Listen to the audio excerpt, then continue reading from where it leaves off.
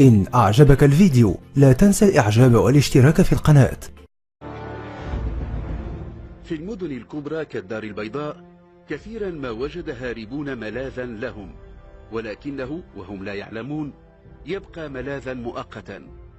يستفيد هؤلاء من التحفظ الذي يبديه الناس القادمون من جهات شتى من المغرب، وأحيانا من أصقاع بعيدة من خارج المغرب. يخيل للذي يدقق النظر في تفاصيل الحياة اليومية في بعض التجمعات السكنية أنه يتابع مهرجان أقنعة لا ينتهي. تتشكل الأقنعة وتتجلى بملامح تختلف باختلاف المواقف والمناسبات. هاربون يعيشون حياة عادية، ينصهرون في المجتمعات، يذوبون، وعلى مدى سنوات يظلون يحملون أسرارهم. هي أسرار رهيبة، ذكريات لا تغمض لها جفونهم. يبرعون في التمويه، يتخذون هويات زائفة، يتخفون. ثم يأتي يوم تنكشف فيه الأسرار وتسقط الأقنعة ويقعون في قبضة العدالة. هاربون، قصص مستوحاة من الواقع، كتبها ويقدمها عبد صادق بن عيسى. البكماء. نحن الآن في العام 8 و2000 في عمارة تطل على شارع الفداء وسط الدار البيضاء. تسكن منذ 12 عاما السيدة حليمة معمور وابنتها تورية التي ينادونها البكماء حين تغيب أمها.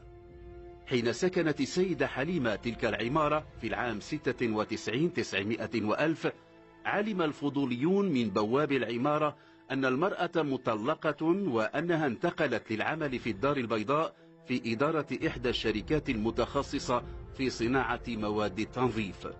وقتها علموا أيضا أنها قدمت من مكناس حيث كانت تعمل في فرع تلك الشركة، ثم صارت وجها مألوفا، ولم تعد تتناهى إليها تلك التساؤلات حول عدم تمدرس ابنتها الوحيدة.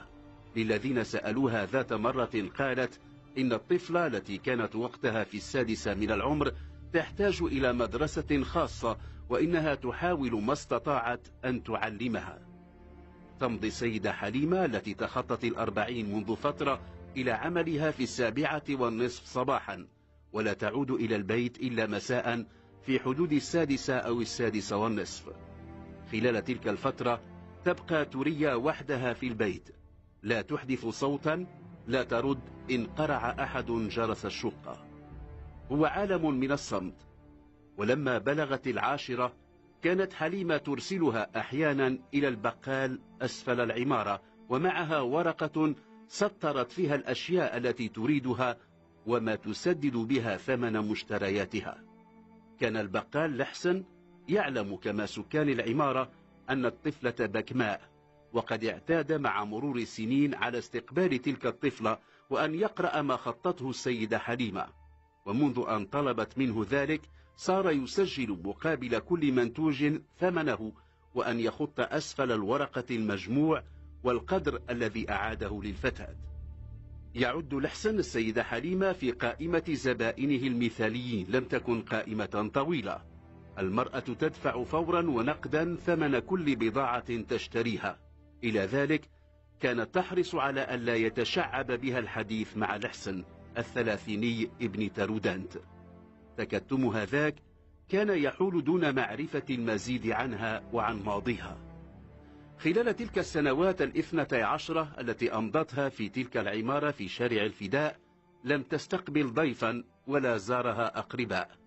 كانت تغيب فيعي الذين يهتمون بها من باب الفضول أنها في عطلة. تبدو حياة المرأة والطفلة رتيبة. في كل مرة تعود فيها من عطلتها تلك ترسم الطفلة ابتسامة وتلمع عيناها فرحا وهي ترى لحسن البقال يرحب بها. يعمد الرجل إلى إشارات شتى ليبلغها ترحابه.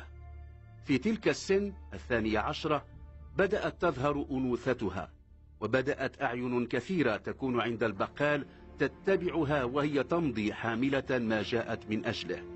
وذات مرة استوقفت امرأة من سكان العمارة السيدة حليمة، قدمت لحديثها معها بالاعتذار عن التدخل في شأن قد لا يكون يعنيها مباشرة. وأكدت أنها ما تفعل إلا من باب النصيحة. كانت حليمة التي بدت يومها أكثر أناقة من سائر الأيام تترقب ما ستقول المرأة التي يناديها الجميع بالحاجة ربيعة. لم تتركها المرأة المتشحة دوما بالبياض تنتظر طويلا. لزمت جانب الجدار في مدخل العمارة، ولما مر رجل وامرأته قالت لها بما يشبه الهمس: كبرت البنت وعليك أن تنتبهي إليها أكثر. لم أفهم، قالت حليمة بنبرة فيها بوادر حدة لاحظتها الحاجة. عيون كثيرة تتبعها حين تمضي إلى البقال، وأنصحك أن تهتمي بها أكثر، فقد يغرر بها وتصبحين لا قدر الله في مواجهة مشكلة. قالت الحاجة كلامها ولم تنتظر منها ردا، كررت الاعتذار وودعتها، ولعله أعجب حليمة أن تعدها الحاجة في مقام ابنتها. رأت المرأة التي يعلو محياها وقار ترتقي الدرجات الأولى من السلم، ولما غابت عنها تحركت. مرت بسيارة مستوقفة أمام باب العمارة، في زجاجها استرقت نظرة إلى هيئتها. كلام الحاجة يعيدها بضع سنين إلى ماض من فكت تحن إليه. مرت أيام وأسابيع، وقد عجبت الحاجة ربيعة إلى أن المرأة لم تبدي أي اهتمام بالبنت. قالت مرة لإحداهن إنها تستغرب تلك اللامبالاة من تلك المرأة. أضافت: وكأنها ليست ابنتها. اللباس الذي ترتديه توريا وقد تجاوزت 14 لم يكن يتلائم مع التبدل الذي طرأ على جسمها. وقد لاحظ كثير من سكان العمارة أن مراهقين وشبانا من جهات مختلفة من الحي صاروا يترددون على باب العمارة. حين تظهر تبدأ عملية تحرش مكشوفة وجماعية. لم تكن البنت ترد على ما يقولون، وحين تمعن في تجاهلهم لا يتردد بعضهم في مناداتها بالبكماء. تتجاهلهم فيقول أحدهم إنها لا تسمع، ويضحك آخرون. في باب البقال قال رجل تجاوز المراهقة منذ زمن سحيق إنه يأسف لشبابه الذي ولى. لما لمس استغراب الذي كان بجانبه ابتسم. لم تكن حليمة ترى تلك المضايقات وذلك التحرش الذي تتعرض له توريا في كل مرة ترسلها إلى البقال، ولكن في 25 من مايو من العام 8 و2000 سيحدث ما سيجعلها تنتبه إلى ما تعانيه البنت. كان يوم أحد، وقد أرسلتها بورقة إلى البقال لحسن لتأتي بمشروب غازي.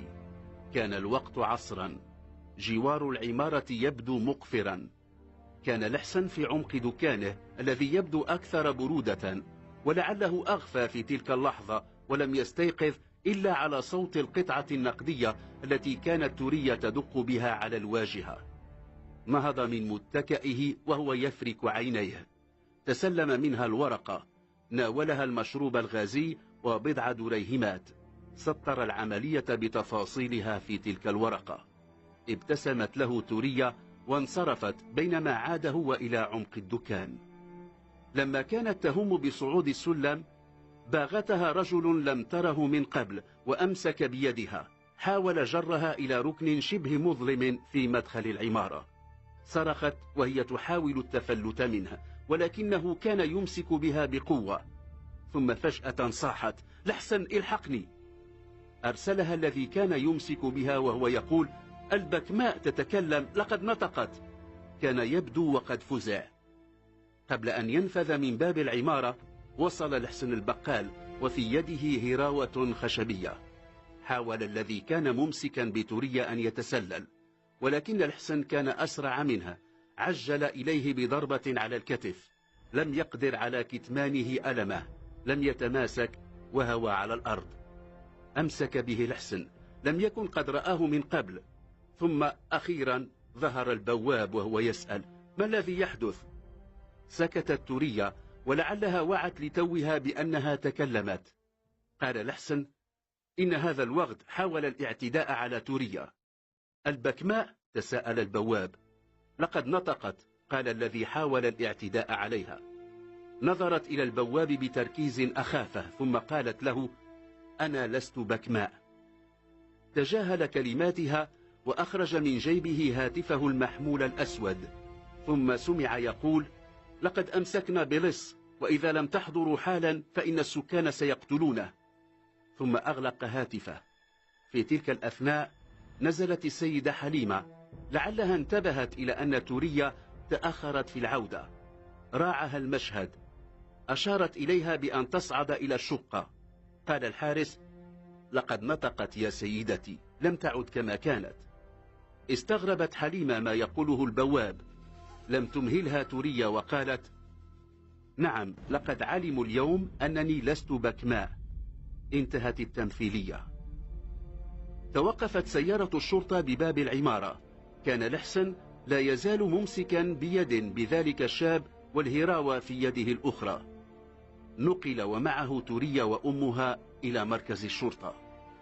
لم ينكر ذلك الشاب أنه حاول الإمساك بالفتاة، ولكنه نفى أن يكون سارقا.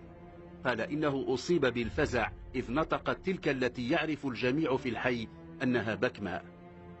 حين الاستماع إليها قالت توريا إن المرأة التي تعيش معها السيدة حليمة معمور ليست والدتها، وإنها تتخذها في الحقيقة خادمة، وإن كانت تحاول في المظهر أن تجعلها تبدو كابنتها.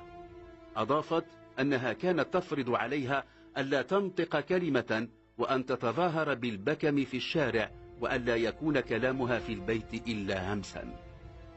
ما قالته توريا التي لا تعرف شيئا عن عائلتها الحقيقية استلزم الاستماع لحليمة معمور. بعد تردد أفضت بالسر. قالت إنها عثرت على الطفلة تائهة في مكناس في موسم ديني.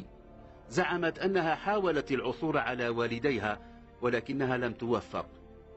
ما لم تستطع الإجابة عنه سبب تعمدها حرمان الفتاة من التمدرس. بالعودة إلى سجلات الإبلاغ عن حالات الاختفاء، اكتشف بلاغ تقدم به رجل يدعى العربي الخودي. قال إن امرأة خطفت من زوجته ابنتهما ذات 3 سنوات وذابت وسط الجموع التي كانت تحضر الموسم. في البلاغ أن الطفلة تسمى توريا.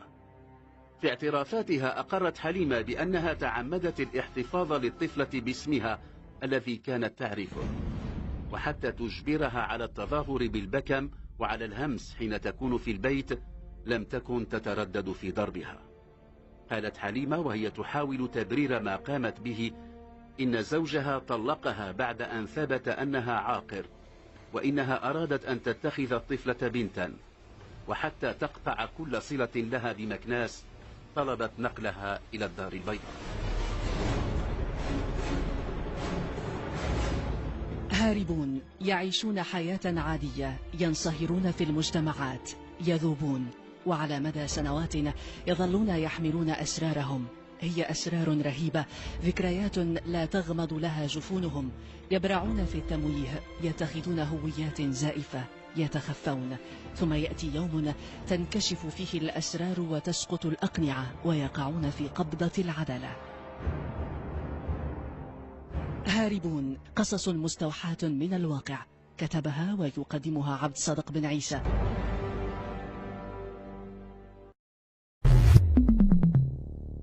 إذا أعجبك الفيديو لا تنسى الإعجاب والتعليق، ولكي يصلك كل جديد اشترك الآن.